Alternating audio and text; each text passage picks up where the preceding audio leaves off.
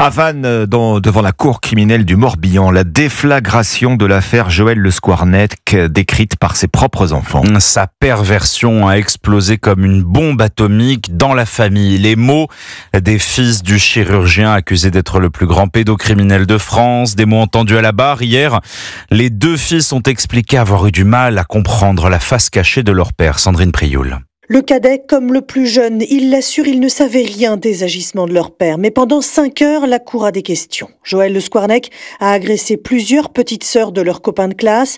Viennent ensuite les agressions sexuelles sordides à 5, 9, 10 ans subies par le cadet de la part de son grand-père et l'autre frère de répondre. Quand on a eu un père pédophile et un grand-père pédophile, on s'interroge sur notre propre traumatisme dans une famille gangrénée par l'inceste, selon l'avocate Marie Grimaud. La parole ne circulait pas, les tabous existaient, le non-dit était là, toute la dynamique en fait de l'inceste dans cette famille, comment le silence se propage, se renferme, se percute, je dirais. Une chape de plomb, des questions auxquelles désormais ce sera à l'ex-femme de Joël Le Squarnec de répondre cet après-midi. Selon un des fils auditionnés hier, elle n'était pas au courant, sinon dit-il, elle l'aurait quitté plus tôt.